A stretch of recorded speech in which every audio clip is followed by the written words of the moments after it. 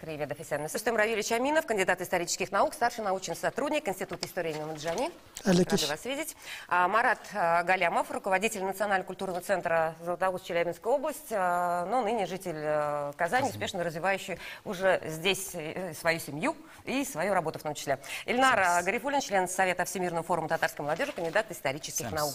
Рада вас видеть. Мы работаем в прямом эфире. Телефон нашей студии 5545-610, код Казани 843. Звоните, задавайте вопросы, выражайте свое мнение. Можно еще смотреть нас в прямом эфире также в социальной сети ВКонтакте, в группе ТНВ и на Ютубе. Итак, существует несколько версий, наверное, как татары впервые появились в уральских краях. Историки выдвигают разные версии. Есть кто-то говорит о 15-16 веке, есть гипотеза, да, есть еще другие историки настаивают на упоминании татарских поселений на Урале еще в XI веке. Есть и такие версии и так далее. В общем-то, да, что у нас с историей? С историей все прекрасно. Так, уже радует. Да. Итак, вообще, надо исходить из того, что обширный регион вот этого северной зоны, Восточной Европы и Западной Азии, это территории исторические Улуса-Джучи, Золотой Орды, и не случайно именно в рамках этого государства формировались все этнотерриториальные группы средневекового татарского народа, в том числе и на территории Урала. Но при этом не надо забывать, что 18 век – это тоже особый период, когда в результате насильственного крещения в 18 веке значительная часть именно казанских татар туда переселялась. Не надо забывать и 17 век, вторая половина 16 века, когда под влиянием того же крещения значительная часть татар также туда переселялась. И, конечно, нельзя забывать о служилых татарах, которые там появились в период строительства засеченных линий. То есть, тем самым я хочу сказать, что территории Приуралья, там не несколько сотен тысяч, там примерно 1 миллион татар проживает. Да? Именно эта территория, она начала осваиваться в эпоху частично раннего средневековья, особенно сильно в эпоху развитого средневековья, уже в новое время. То есть, это территория формирования коренного татарского населения именно на территории Урала. Я добавил бы, вообще тюркоязычное население, в том числе предки татар, проживали на Урале намного дальше.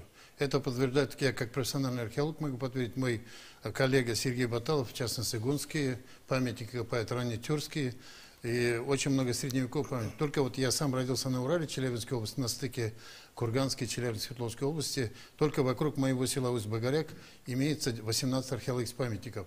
Плюс эпиграфические объекты, которые подтверждают, что татары, одни из предков татар были, по крайней мере, раннем средневековье. А то, что Равиль Афенди сказал о том, что они действительно часть переселенцев из Поволжья, особенно из казанских татар, и плюс татары западных районов, так называемые мишари, как мы любим говорить, они действительно там являются уже фактически коренным населением. Как вы принято знаете, Организация Объединенных Наций и другими структурами, население, которое проживало до 16 века на этой территории, является коренным. Поэтому значительная часть татар уже появились намного раньше и в археологическом плане, и позже, уже 16, 17, 18 век пополняется татарским населением, и никто из уральцев не считает при себе приезжим, фактически это коренное население, как и в Сибири то же самое. Вот сейчас, Марат, считаете себя каким населением? Ну, безусловно, переехав в Казань, я почувствовал, что татары Урала ментально отличаются, что-то есть общее зерно, которое вот ДНК, что ли, я даже не могу это сказать. Генетический код? Который немножко обособляет.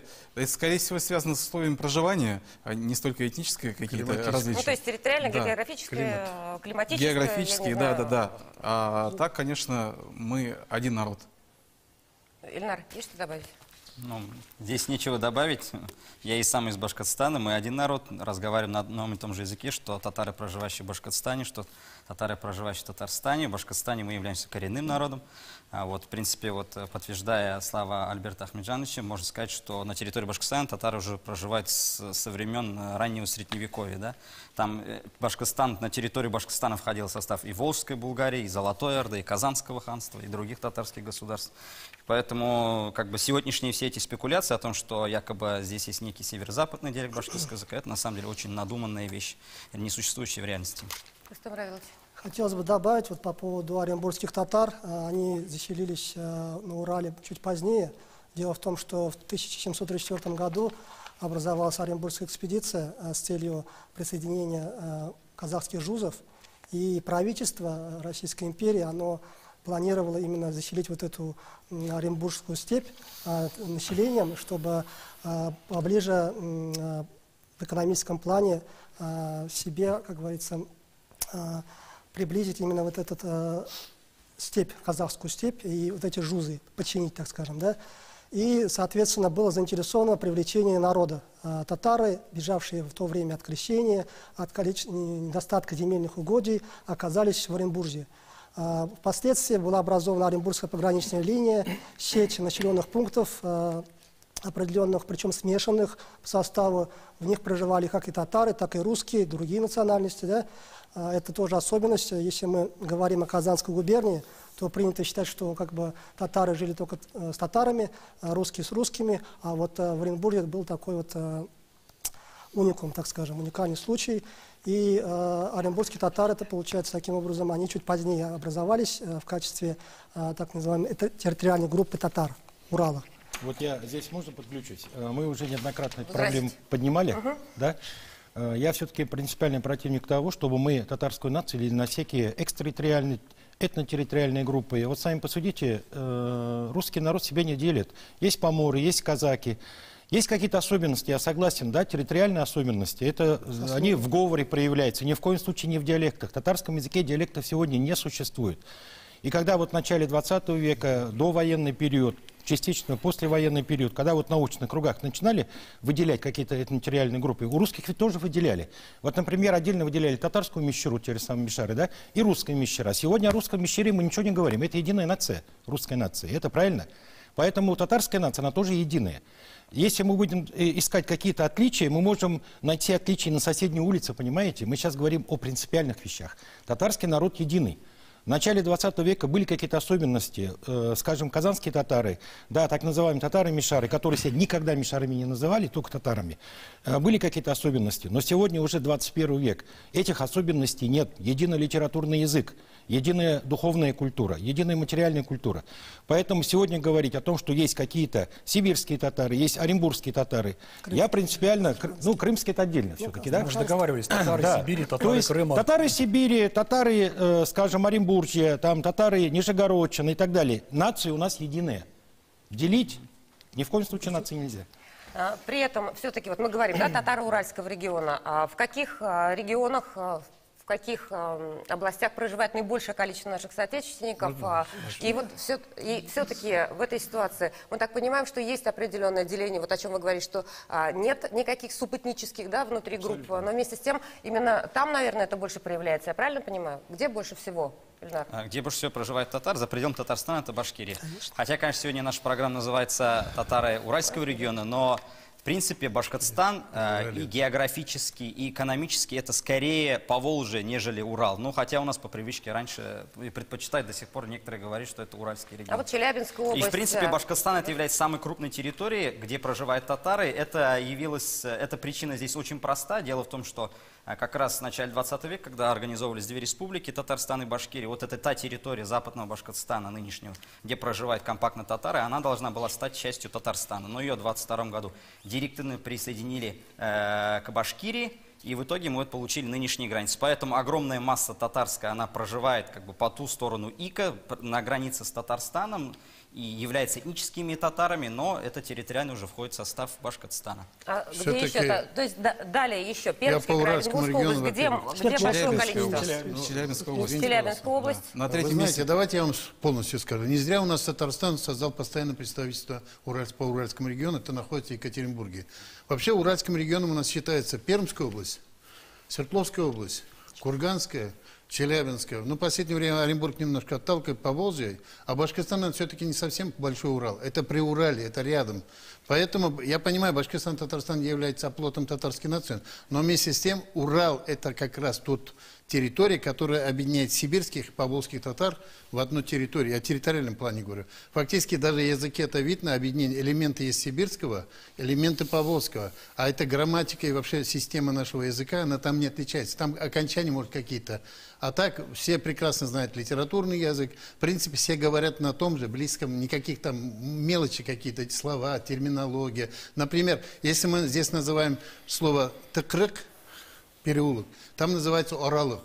Понимаете? Урал сам по себе является от слова тюркского слова, татарского слова. Урал, Арал – это граница, деление Евразии на две части. Вот это специфика. Природный фактор, Урал все-таки это холодная территория, чем Поволжье. Поэтому государственность татар здесь позже появилась немножко. Но вместе с тем... Определись, пожалуйста, Альберт. Я о Большом Урале говорю, северной части в первую очередь. Поэтому по количеству, конечно, в первую очередь, я уже Башкирию не беру, Татарстан, это, естественно, Узбекистан.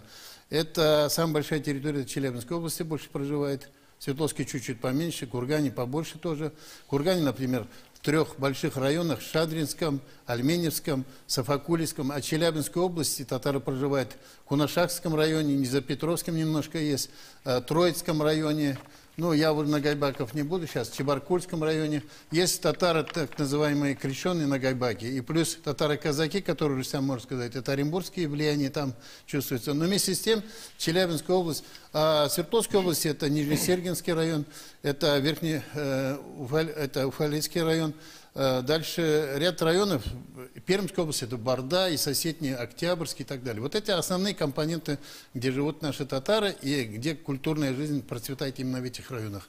Поэтому Челябинская область не зря является. Но у нас есть перемешку, живут татаро-башкиры. Вот в некоторых школах сейчас, учетом демографического положения, вот я даже родное село в Кунашакском районе могу сказать, там сейчас дети стали башкирские перемещать. Но таких конфликтов, как Башкирия-Казань, таких вот никогда не было. Народ всегда спокойно, понимаем, свободно башкирский, свободно говорим. Да. Практически башкиры и татары это один народ, но две нации. Вот так политически получилось.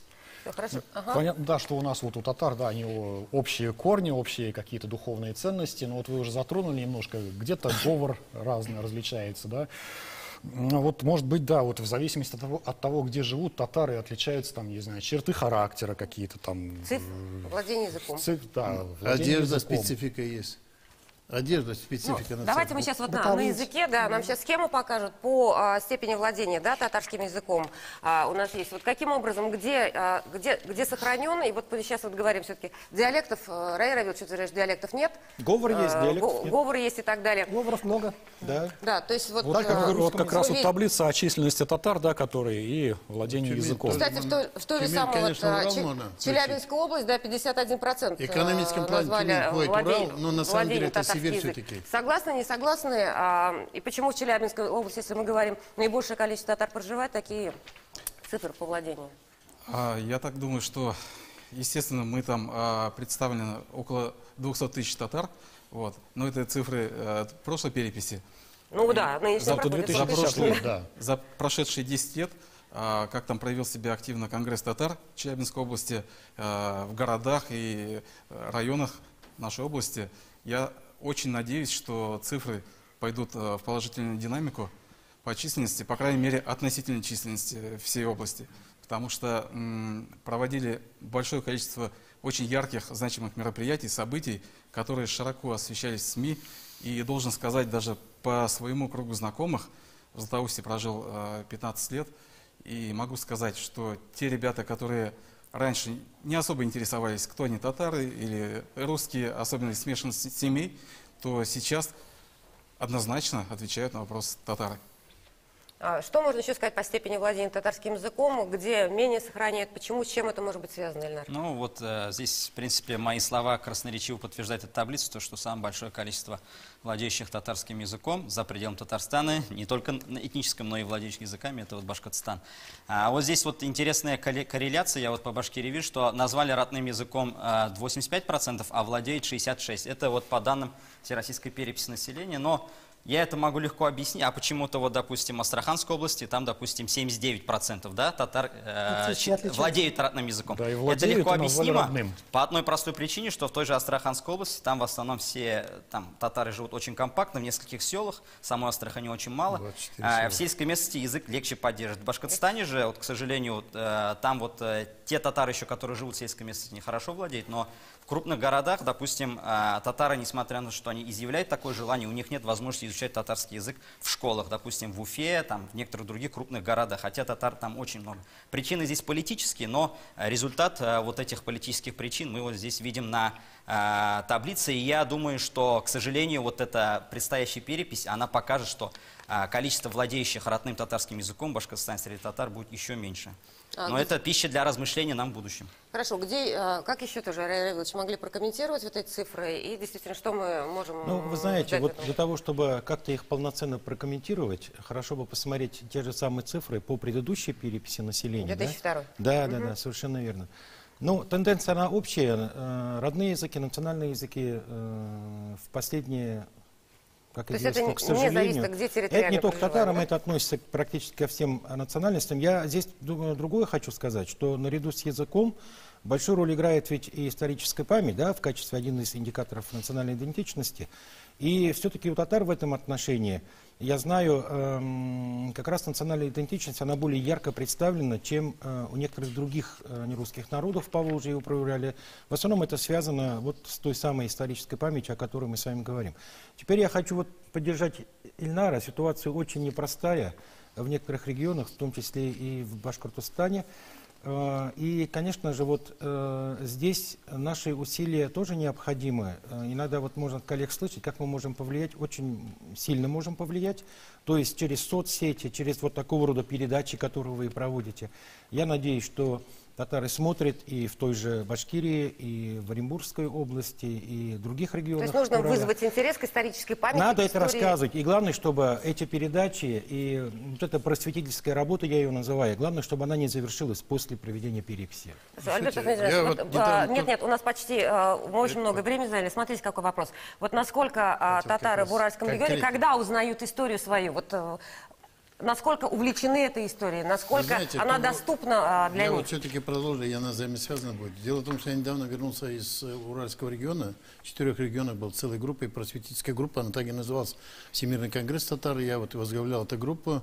Вы знаете, татары ждут помощи от Татарстана, не только Всемирный конгресс. Дело в том, что у нас бывает в крупных городах проводят большие встречи активистов, но активисты это еще не совсем народ, поэтому нам надо чаще ездить.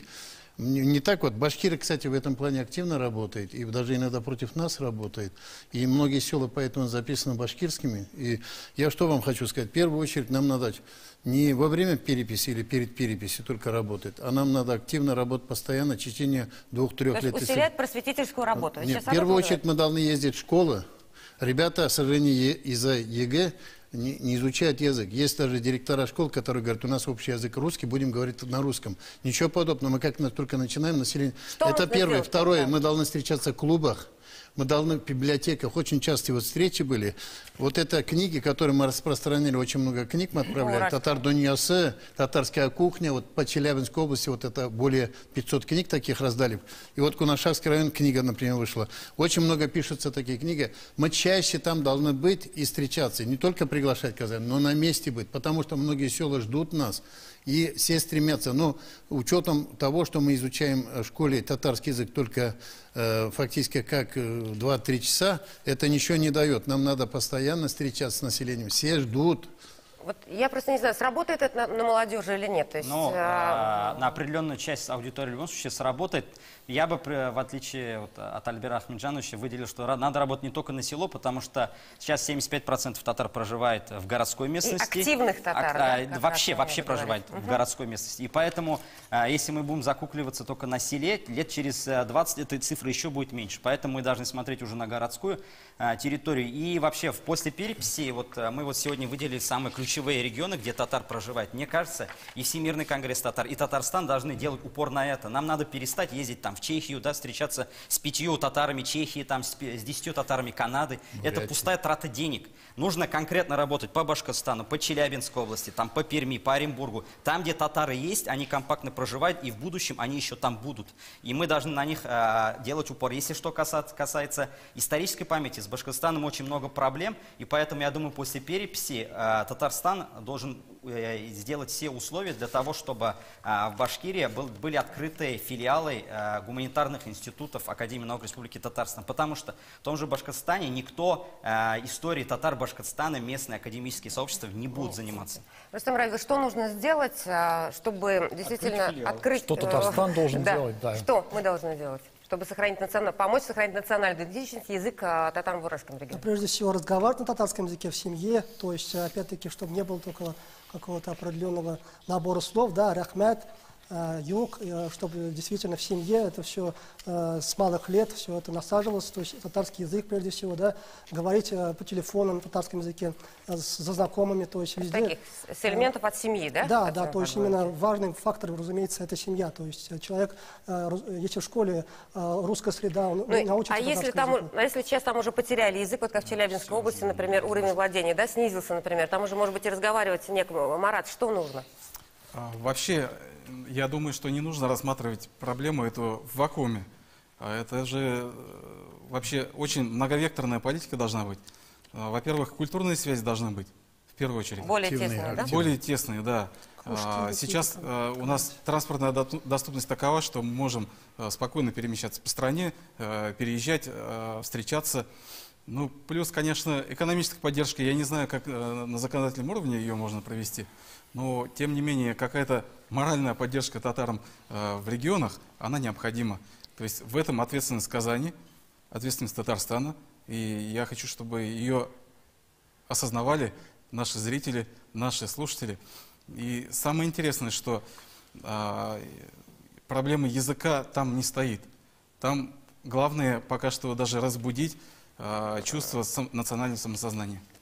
Разбудить чувство национального самосознания. Согласны, Да, что нужно? Это один из ключевых, но я здесь немножко о другом хотел бы сказать, что, понимаете, есть такое понятие, ну, такая сельская культура, народная культура, там по телефону, рахмат, туда-сюда. Есть понятие высокая культура, да? И поэтому здесь, высокая культура, она должна развиваться не только в Казани, с этим я полностью согласен, но и в этих регионах. Теперь по поводу законодательства. Очень просто. Татары, которые являются коренным населением тоже Оренбуржья, они имеют полное право добиваться определенного, скажем, финансирования тех культурных программ, которые Казань может предложить. Понимаете, вот в свое время было такое ошибочное мнение: Татарстан, давай всем помогай. Татарстан, он не резиновый, он всем помочь не может. Это понятно. Поэтому мы в свое время разработали такую модель, согласно которой вот татары проживают, допустим, компактно в регионах, они должны поднимать вопросы о финансировании тех культурных программ из бюджета вот этих регионов. Татарстан в свое время, в свою очередь, он разрабатывает модель вот этого культурного возрождения, понимаете? Просто на уровне простой народной культуры мы многие вопросы не сможем решить. Надо развивать ее в комплексе. Мы политическая нация. Надо из этого исходить. И, соответственно, это надо решать и на уровне и законодательном, и исполнительном, и на культурном. То есть это комплекс проблем. И самое главное, чтобы этот комплекс проблем был постоянно работающей моделью. А не просто вот, завтра у нас идет перепись, начнется, все. А что сейчас мешает? Ну, сейчас множество проблем мешает. В первую очередь, в некоторых регионах не хотят видеть Татарстан. Они считают, что там, где Татарстан какое-то отношение имеет, прилагает руку, это уже вмешательство во внутренние дела. Поэтому в этой связи, мне кажется, и с точки зрения работы того же Всемирного конгресса татар, здесь надо побуждать местных татар, самоорганизовавшись, требовать от местных властей чего-то, да, допустим, открытие школ, там, финансирование чего-то, да. И в свою очередь Татарстан уже может выступать неким куратором и либо каким-то помогающим. Ну, допустим, к примеру, есть же вот программы федеральные, да, когда Татарстан там софинансирует на 50% строительства какого-то спортивного объекта. Здесь то же самое. Татарстан может выступать софинансирующим и курирующим вот эти все процессы акторов. Да, Спасибо, да, к сожалению, да, наше время заканчивается. Да. Все, благодарим. Напоминаем, что проходит всероссийская перепись населения, и если есть какие-то вопросы, какие-то нарушения, можно звонить на телефоны горячих линий в Конгресс Татар по телефону 221 78 78, код Казани 843, из любого региона. Да, на этом мы прощаемся с вами, благодарим всех экспертов. Завтра увидимся в 16:30. Ничего не успели.